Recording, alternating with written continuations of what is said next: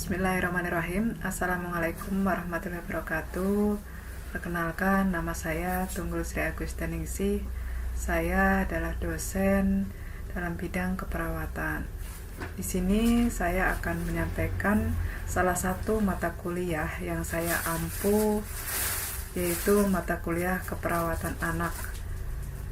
Pembelajaran mata kuliah keperawatan anak ini terdiri dari 3 SKS, yaitu 2 teori dan 1 praktikum laboratorium. Dalam 1 minggu, mahasiswa itu belajar selama 8 jam. Terdiri dari 3 jam untuk teorinya dan 5 jam untuk prakteknya. Mata kuliah keperawatan anak ini menguraikan tentang konsep dan teori serta praktek atau aplikasi asuhan keperawatan anak baik pada rentang sehat maupun sakit, tentunya sesuai dengan pertumbuhan dan perkembangan anak, dengan tetap memperhatikan prinsip-prinsip yang aman dan efektif melalui pendekatan proses keperawatan. Kemudian untuk capaian pembelajaran mata kuliah keperawatan anak ini diharapkan mahasiswa itu mampu menguasai konsep asuhan keperawatan anak dalam rentang sehat sakit pada berbagai tingkatan usia. Selanjutnya, mahasiswa mampu memberikan asuhan keperawatan kepada individu, keluarga, dan kelompok baik sehat maupun sakit dan kegawat daruratan dengan memperhatikan aspek bio, psiko, sosial, kultural, spiritual yang menjamin keselamatan pasien sesuai dengan standar asuhan keperawatan.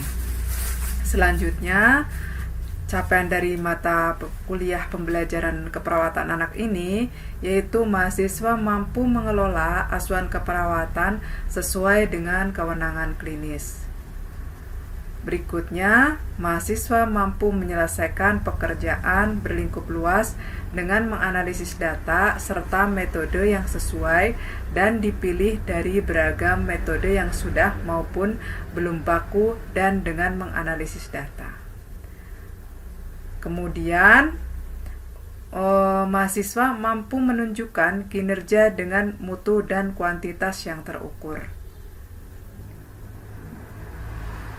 Berikutnya, dalam mata kuliah keperawatan anak ini, mahasiswa memperoleh materi tentang konsep dasar keperawatan anak yang di dalamnya mencakup konsep keperawatan anak, baik itu sehat maupun sakit, kemudian filosofinya, paradigmanya, kemudian terkait dengan FCC atau Family Center Care atau Traumatic Care. Berikutnya, mahasiswa mempelajari tentang konsep bermain. Nah, nanti diharapkan dari konsep ini, mahasiswa mampu membuat proposal terapi bermain sampai dengan mensimulasikannya. Berikutnya terkait dengan keperawatan anak sehat, yaitu konsep pemeriksaan perkembangan anak. Yang dipelajari di sini diantaranya yaitu KMS, yaitu Kartu Menuju Sehat, kemudian ada DDST atau Denver Development Screening Test, kemudian ada KPSP atau Questionnaire Pre-Screening Perkembangan. Ini nanti selain dipelajari secara konsepnya juga dipraktekkan atau disimulasikan. Berikutnya, di mata kuliah keperawatan anak ini juga materi yang disampaikan kepada mahasiswa ada hospitalisasi dan konsep anak sakit. Di dalamnya mencakup reaksi-reaksi anak ketika dilakukan hospitalisasi atau dirawat inap. Berikutnya ada konsep keperawatan anak sehat terkait dengan bimbingan anticipatory guidance, termasuk di dalamnya ada toilet training, kemudian konsep dasar imunisasi pada anak. Selain itu, mahasiswa dalam mata kuliah keperawatan anak ini juga mendapatkan terkait dengan konsep manajemen terpadu balita sakit atau MTBS. Nah, ini dimulai dari mahasiswa mampu melakukan penilaian, kemudian mengklasifikasikan, sampai dengan nasihat kepada ibu, lakukan rujukannya, terkait dengan pelaporan dan dokumennya itu juga dipelajari oleh mahasiswa. Kemudian juga terkait dengan konsep neonatus esensial, di sini mencakup mempertahankan termoregulasi atau nutrisinya atau pernafasannya, kemudian pencegahan infeksi juga dipelajari. Berikutnya ada konsep asuhan pada bayi resiko tinggi. Ini yang dipelajari kaitannya dengan BBLR, ya, bayi dengan lahir berat itu rendah, kemudian ada hiperbilirubin. Nah, berikutnya ada konsep asuhan keperawatan pada anak dengan kebutuhan khusus, yang dipelajari di sini ada autism, ada ADHD, kemudian ada termasuk child abuse, itu juga dipelajari di sini. Ada juga sindrom Down, ya, atau retardasi mental juga dipelajari. Termasuk ada screeningnya, yaitu CHAT dan KMME-nya. Nah, semuanya dipelajari oleh mahasiswa. Berikutnya terkait dengan asuhan keperawatan pada anak sakit juga dipelajari, yaitu konsep asuhan keperawatan pada anak dengan gangguan kebutuhan aman dan nyaman, patologis dari sistem termoregulasi dan imun. Ini kaitannya dengan kasus demam atau campak yang dipelajari di sini. Kemudian konsep asuhan dengan keperawatan pada anak dengan gangguan pemenuhan kebutuhan oksigenasi, patologis dari sistem pernapasan, kardiovaskuler, hematologi, yang dipelajari oleh mahasiswa, yaitu terkait dengan asma, kemudian pneumonia, ada PJB atau penyakit jantung bawaan, kemudian ada talasemi, leukemi, itu juga dipelajari di konsep ini. Berikutnya ada konsep asuhan pada anak dengan gangguan pemenuhan kebutuhan nutrisi patologis dari sistem pencernaan dan metabolik endokrin. Yang dipelajari di sini ada KKP, kemudian ada tipoid, kemudian ada juga DM juvenil. Ini dipelajari oleh mahasiswa dalam mata kuliah keperawatan anak ini. Kemudian ada juga konsep asuhan keperawatan pada bayi dan anak dengan gangguan kebutuhan eliminasi patologis dari sistem pencernaan dan kemih atau kelainan kongenital atau perioperatif. Di antaranya yang dipelajari yaitu atresia ani, kemudian ada kasus hipospadi juga termasuk dalam konsep ini. Berikutnya ada konsep asuhan keperawatan pada anak dengan gangguan pemenuhan kebutuhan cairan dan elektrolit, patologis dari sistem perkemihan, pencernaan, dan vaskuler, juga dipelajari dalam mata kuliah keperawatan anak. Ini yang dipelajari diantaranya yaitu ada diare, kemudian ada DHF, ada nephrotic syndrome, itu termasuk dalam mata kuliah untuk konsep asuhan keperawatan dengan gangguan pemenuhan kebutuhan cairan elektrolit. Kemudian ada juga konsep asuhan keperawatan pada anak dengan kebutuhan aktivitas patologis dari sistem persarafan dan muskuloskeletal. Ini mahasiswa mempelajari kasus cerebral palsy, hidrosefalus, kemudian ada skoliosis juga, ada poliomyelitis. Kemudian dalam sistem pembelajaran mata kuliah keperawatan ini memadukan sistem sinkronus dan asinkronus. Untuk metode yang digunakan dalam mata kuliah ini yaitu menggunakan active sharing knowledge dan small group discussion, termasuk di dalamnya simulasi.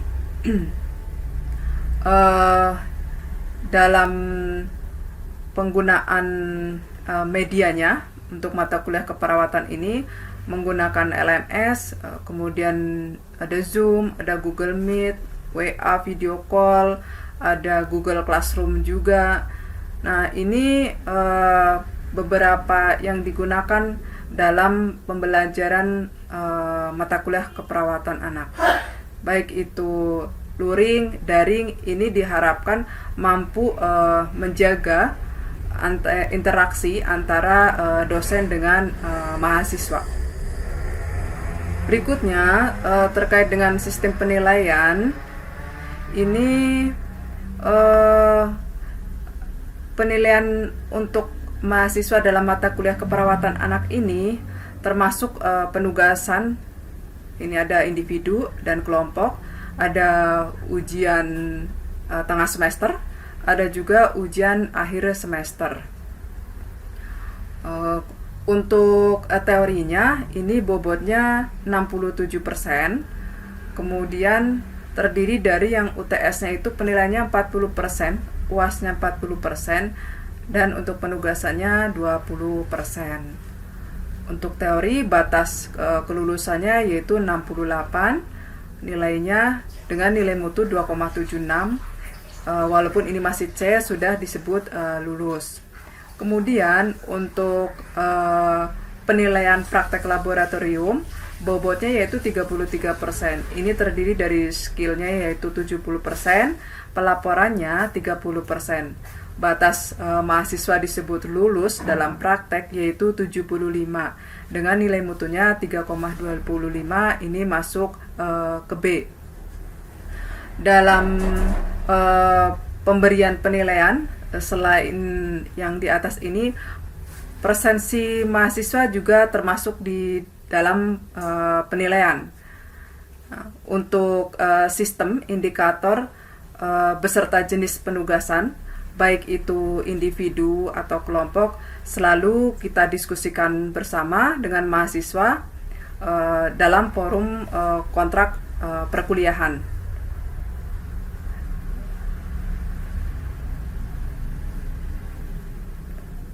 Baik, itu saja yang bisa saya sampaikan terkait dengan pembelajaran salah satu mata kuliah yang saya ampu, yaitu mata kuliah keperawatan anak. Terima kasih. Assalamualaikum warahmatullahi wabarakatuh. Dan kita lanjutkan saja. Untuk LMS absensi ini dari koordinator menyampaikan dibuatkan dan diisi ya. Nah, tetap di hari ini diisi. Jadi nggak tahu lagi kan harus ngapain. Gitu ya. Oke.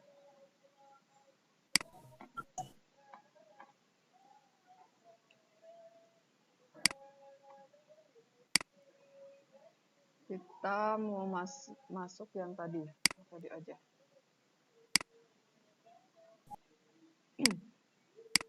Ada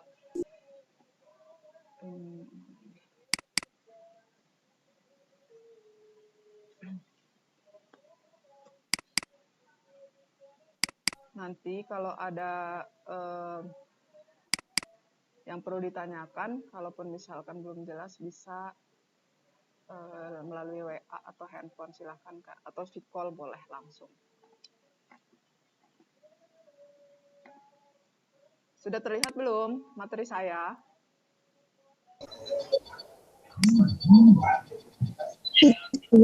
Sudah? Ibu belum. Oke. Belum.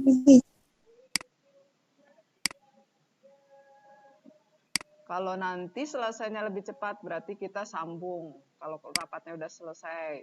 Kalau nanti belum juga selesai, ya udahlah. Katanya kalian kan habis Jumatan ada waktu, ya. Berarti nggak ada hutang kalau seperti itu ya. Daripada dipakainya, nanti jangan sampai dipakai lagi. Di hari waktu yang lain malah jadi sulit nanti mencari waktunya kalian. Kalau sudah ada absensinya itu silahkan ya, boleh diisi. Ini dari koordinator. Kita mulai sambil menunggu teman yang lain kumpul. Tadi ini sudah ya, bahwa dengan bermain itu kita akan mulai anak-anak itu akan mengenal waktu, jarak ya, suara, kemudian bentuk, nanti tekstur. Nah, itu ya, karena mereka pegang si mainan itu. Mereka pegang, mereka lihat, mereka dengar gitu ya. Nanti kalaupun misalkan menggunakan alat permainan yang bisa didengar, ya yang jelas suaranya. Misalkan kita mau memperdengarkan untuk suara-suara binatang. Nah, ada suara binatang berarti ya harus suara binatang, misalnya sapi ya sapi gitu ya, kambing ya kambing, mbek gitu ya, kucing ya meong gitu ya. Jadi jelas seperti itu. Kemudian kalaupun misalkan nasi, bentuknya pun harus jelas ya, bentuknya karena masih masih ini ya usia sedang masa usia tumbuh kembang. Jadi kalau mungkin kalian sudah besar tahu bentuk yang oh ini bintangnya misalkan yang bentuknya itu ada 6 ujung-ujungnya. Nah, kalau yang masih usia anak itu memperkenalkan bentuk itu misalkan kotak ya kotak, persegi panjang persegi panjang, bulat ya bulat gitu. Ya, kubus, balok itu tuh harus jelas gitu ya. Kemudian warnanya pun mungkin kalau kalian sudah tahu kayak biru toska, biru apalagi yang biru navy gitu. Terus apalagi yang mata salem. Nah, itu nanti ya. Jadi masih yang warna-warnanya kalau masih usia anak ini warna-warna yang jelas, merah, kuning, hijau gitu ya. Yang jelas gitu. Merah, kuning, hijau, biru gitu. Nanti untuk usia yang anak lebih kecil lagi kita bahkan merangsang untuk penglihatannya kita bisa memperlihatkan dengan warna-warna yang terang. Terang merah, kuning, hijau, tapi yang terang. Hijaunya pun hijau yang terang. Ya, bukan yang ke arah gelap gitu. Hijau apa itu namanya yang ke arah gelap gitu. Kalian yang tahu sekarang dia ada hijau apa tai kuda, hijau apalagi hijau apa hijau. Nah itu yang umum aja yang anak. Nanti kelanjutannya ada warna-warna yang lain kalau dia sudah tahu nih di pondasinya ya. Sampai usia 72 bulan itu lebih baik yang dikenalkan warna-warna yang jelas, suaranya yang jelas, bentuknya yang jelas. Nah, contohnya yang tadi sudah saya sampaikan ke kalian. Kemudian ini fungsi bermain, tadi ada yang menyampaikan bahwa ini ada kaitannya dengan perkembangan ya, salah satunya ini ya. Tapi dia ada banyak yang lain, ada kreativitas, ada moral, ada yang lain-lainnya nanti kita di belakang ya.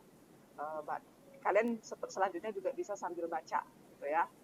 Di perkembangan sensorik motorik ini lebih banyak menggunakan otot ya. Kalau misalkan motorik kasar kita menggunakan biasanya di daerah-daerah yang kaki ya, tendang seperti itu ya. Kemudian kalau yang halus biasanya pakai tangan, menulis, menggambar, gitu, mewarnai, gitu ya. Nah, kemudian ada lagi ini biasanya untuk anak yang usia toddler. Nah ini sekarang saya mau tanya ke kalian, kalau ini masuknya kemana? Motorik kasar atau motorik halus? Ini. Sini Bu, kasar Ibu. Kasar, bagus. Kalau ini?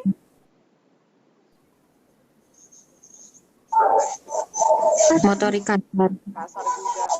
Nah, kalau ini bukan motorik, tapi di sini ada perkembangan apa nih kalau seperti ini?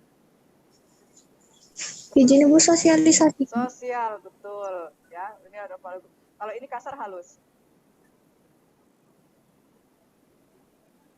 Kasar Ibu izin. Ya. Nah, kemudian ada perkembangan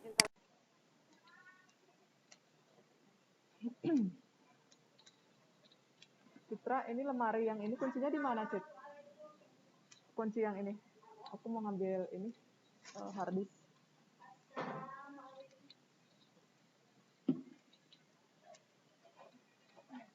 Ya, kasih. Waalaikumsalam warahmatullahi wabarakatuh.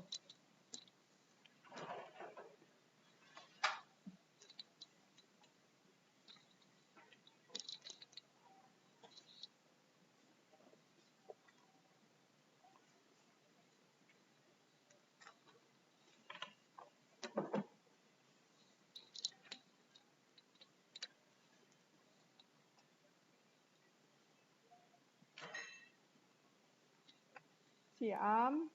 Ini udah semua belum Siam? Siap Bu, orang dua masih gangguan sinyal Bu yang Nggak ada suaranya ya Siam.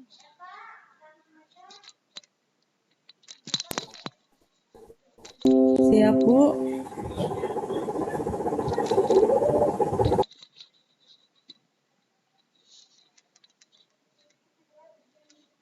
Tes, halo, suara saya terdengar tidak? Siap, terdengar Ibu. Ya, oke, kita lanjutkan ya untuk pembelajaran yang tadi. Langsung saja. Apa tadi? Tadi sampai mana fungsi bermain ya? Nah, fungsi bermain. Mungkin tadi kan sudah lihat tuh. Apa nih fungsi bermain? Fungsi bermain. Iya ya. Bukan, jenis bermain kalau nggak salah. Tadi sampai jenis bermain ya. Oh, klasifikasi. Ya. Mungkin udah ada ini. Ada yang sudah baca tadi. Pada saat kita berhenti. Klasifikasi bermain. Ya. Ini ya. Lihat.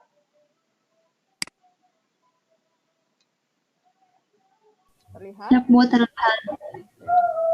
Jadi ini untuk bermain itu diklasifikasikan menjadi dua ya. Ada berdasarkan isi dan ada berdasarkan karakter sosialnya ya. Kalau berdasarkan isi, ini ada affective play, kemudian ada sense of pleasure play, kemudian ada games, ada skill, ya, dan lainnya nanti dibahas di belakang. Nah, untuk yang permainan social affective play ini merupakan hubungan interpersonal yang menyenangkan, ya. Jadi antara anak dan orang tua. Ini biasanya pada anak-anak bayi atau infant, ya. Sudah diajak tangannya dikasih tangan jari-jari kita, dia pegangan sambil kita ajak ngobrol, ya. Nah, dianya responnya bisa tersenyum ya atau tertawa. Kemudian bisa dengan mainan ciluk-ba. Nah, itu masuknya berdasarkan isi. Nah, namanya jenisnya social affective play gitu ya. Ada nanti soalnya ada yang karakter sosial, jadi jangan kebalik-balik ya. Nanti kalaupun misalkan dikasih soal kasus itu harus ini dilihat dulu tuh, oh ini maksudnya kemana ya, jadi jangan kebalik-balik. Kemudian ada sense of pleasure play. Ini permainan yang semakin dimainkan semakin mengasyikan gitu. Jadi misalkan anak kalau disuruh mandi susah, giliran udah diajak mandi, tinggal nggak mau bangun dari airnya, ya, udah selesai mandi. Nah, itu. Ini contoh permainannya, ada main air, pasir, kalau diajak ke pantai, ya. Jadi, itu masuknya ke sense of pleasure play. Kemudian ada skill play. Skill play ini yang keterampilan, ya, keterampilan. Bisa saja kalau untuk anak usia toddler atau yang pegang-pegang itu infant belum tentu bisa memindahkan benda-benda kecil ya atau mengambil benda-benda kecil bisa ngambilnya tapi misalkan tidak menggunakan jari jadi dia menggunakan ini apa sih namanya gini diambil gitu jadi namanya dirauk. Nah padahal di usia tertentu dia harus sudah bisa mencinit gitu jadi mengambil benda-benda kecil dengan menggunakan jari. Kemudian memindahkan benda dari tempat satu ke tempat yang lain dan naik sepeda, contohnya misalkan sepeda roda 3 misal, atau dengan sepeda bantu misal. Kemudian games, ini yang skor, ada kaitannya dengan skor. Contohnya ada ular tangga, congklak, puzzle ya, apalagi kalau dikompetisikan. Kemudian ada unoccupied behavior, ini yang tidak perlu mainan. Jadi si anak ini kesana kemari bisa memainkan objek yang ada di sekitarnya. Bisa aja misal dia bermain di kamar tamu, dia jadikan kursi tiba-tiba udah dibalik, dijadikan gerobak dorong ya, kursi-kursi kecilannya dia, atau kursi-kursi di jejer-jejer berjajar ternyata jadi kereta-keretaan, atau dua kursi depan belakang jadi becak-becaan. Nah itu ya, jadi memainkan yang ada di sekitarnya. Tapi bukan berarti nanti mungkin ketika kalian punya anak, udah aja unoccupied behavior biar nggak ngasih mainan, hemat gitu ya. Padahal tidak ya, bisa dengan ini hanya dari berdasarkan isinya tadi itu ada namanya unoccupied behavior. kemudian mondar-mandir, tersenyum, tertawa, jinjit-jinjit. Mungkin kalian pernah lihat anak kok happy banget, padahal nggak ada mainannya, nggak ada temennya, tapi dia kesana kemari, dorong-dorong meja, jadiin gerobak bakso, dorong-dorong kursi. Nah itu masuknya unoccupied behavior. Kemudian ada dramatic role play. Ini peran-peranan ya. Jadi misalkan kamu bapaknya ya, gitu, kamu ibunya, aku jadi gurunya, gitu. Mungkin kalian waktu kecil pernah seperti ini. Kalau yang belum pernah, harusnya bertanya-tanya, kok kenapa ya saya itu perkembangannya itu terlewatkan?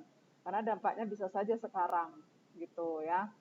Dampak yang terjadi, misalkan ada perkembangan yang terlewatkan, contohnya apa sih Bu? Ya, contohnya misalkan bisa saja di perkembangan moralnya atau di perkembangan sosialnya, itu apabila ada perkembangan yang terloncati atau terlewati. Makanya sebaiknya kalau yang terloncati atau terlewati itu selama usang kita tebak-tebakan. Kalau ini masuknya apa? Siapa yang bisa jawab? Ini klasifikasinya berdasarkan apa? Masuknya ke jenisnya apa? Ini gambar yang ini. Izin Ibu, Ayo, karakter Valer. sosial Bu yang congklak. Karakter sosial. Yang congklak kan Karakter sosial yang apanya? Yang mana? onlooker play, Ibu izin. Onlooker play. Kalau onlooker play, mana anak yang nonton doang? Ada nggak? Onlooker play apa tadi? Artinya? Hah? Artinya tadi? Oh, yang anak yang nggak ikutan ya cuma nonton aja. Iya, nonton aja ya. Cuma nontonnya mana? Ya, congklaknya iya, tapi yang nggak nontonnya di situ belum setting. Jadi apa itu? Izin Bu games. Games. Yang skill play Ibu.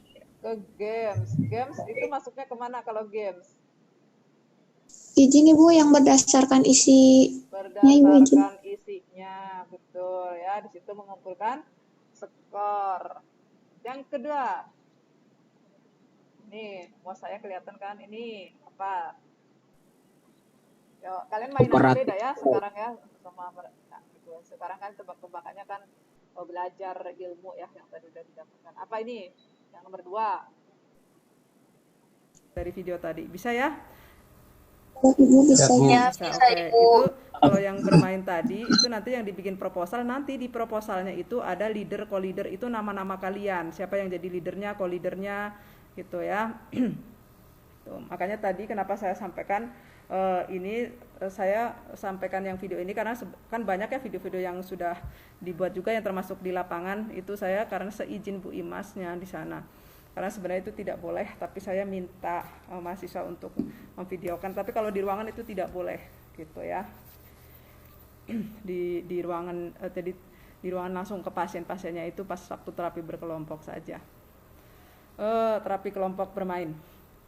Nah, sekarang kita samakan aja persepsi dulu juga ya. Hal itu kan tadi harusnya disimulasikan oleh kalian ya. Tapi kalau kondisi seperti ini itu kesulitan, susah juga. Kalau itu sudah tergambar, tugas untuk kalian video-video. Nah, proposal terapi bermain. Oke, Ibu, ada pertanyaan lagi? Ibu izin bertanya. Apa Suci? Ibu izin kalau untuk Boleh. Terima kasih Bu. Oke, terima kasih untuk semuanya. Ibu, boleh. Tetap semangat. Mohon maaf apabila yang disampaikan saya ada kesalahan. Assalamualaikum warahmatullahi wabarakatuh. Mudah-mudahan